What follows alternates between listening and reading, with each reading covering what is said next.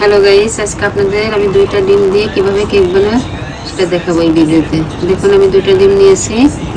এখন এটাকে আমি সুন্দর করে ফেটে নেব। ভালোভাবে ফেটে নিয়ে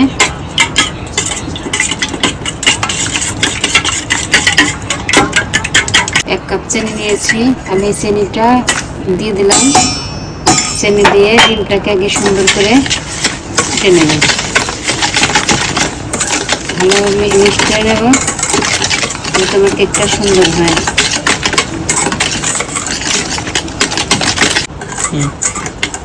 এই দেখুন বন্ধুরা, আমার এই ডিমটা ফেটে নিয়েছি সুন্দর করে চিনি দিয়ে। এখন আমি এটাকে এক কাপ পরিমাণ ময়দা নিয়েছি, মানে আধা কাপ। এখন এটাকে আমি চেলে নেব, সুন্দর করে চেলে নেব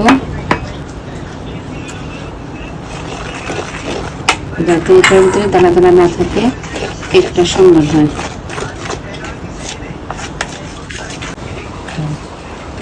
বন্ধুরা, আমি এখন দিয়ে দেব বেকিং পাউডার 1 চামচ। যেহেতু দুইটা ডিম বেশি দিলাম যাতে কেকটা সুন্দর হয়।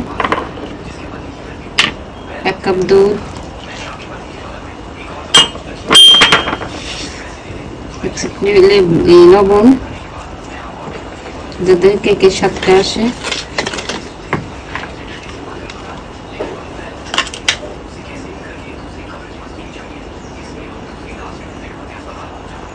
1 চামচ ভ্যানিলা,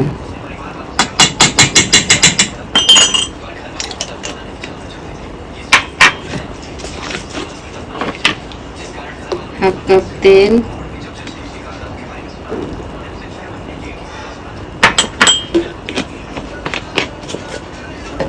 আমি এখন এটা সবকিছু দিয়ে মিক্সড করব।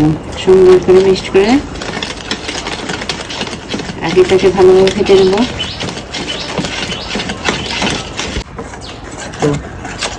এই দেখেন বন্ধুরা, আমার এটা ফেটা হয়ে গেছে। এই দেখেন কত সুন্দর কালার এসে গেছে। আমি এখন এটাকে যে পাত্রে বানাবো সেই পাত্রে ঢেলে দেবো। আপনারা চাইলে আর একটু দিয়ে নিতে পারেন ভালোভাবে। কিন্তু বন্ধুরা, আমি একটা কথা বলি, আমি যে দুধ দিয়েছি 1 কাপ, এটা কিন্তু জ্বালানো দুধ, জাল দিয়ে নিয়েছি, জাল দিয়ে ঠান্ডা করে নিয়েছি। আমি আজকে রাইস কুকারের বাটিতে কেক বানাবো। এই দেখেন আমি রাইস কুকারের বাটিতে তেল দিয়ে নিয়েছি, পেপার ছাড়াই। এখন আমি এটার ভিতরে ঢেলে দেবো। সুন্দরভাবে কেকটা হয়ে যাবে। আমি দুইটা ডিম দিয়ে বানাইছি, কেকটা একটু বড় হবে তাই আমি রাইস কুকারের বাটিতে দিয়েছি। বন্ধুরা, আমি এখন এটাকে ঢেকে দিলাম ঢাকনা দিয়ে। এখন এটা আমি সিদ্ধ হয়ে আছে। 10 থেকে 20 মিনিট। আসসালামু আলাইকুম বন্ধুরা, আমার কেকটা হয়ে গেছে। আমি এখন একটা কাঠি দিয়ে দেখবো কেকটা হয়ে গেছে। আমি এখন নামিয়ে ফেলবো।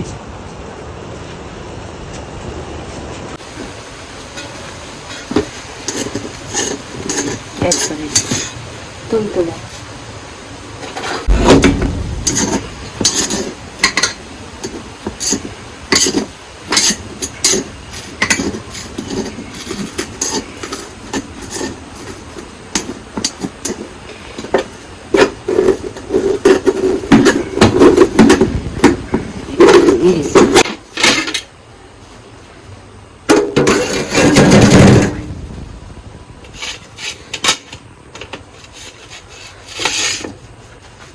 আগে কাটো না।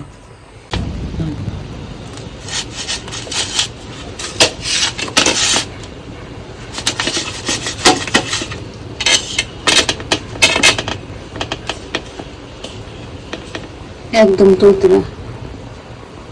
এই দেখেন বন্ধুরা, কত সুন্দর কেক হয়েছে, একদম নরম তুলতুল।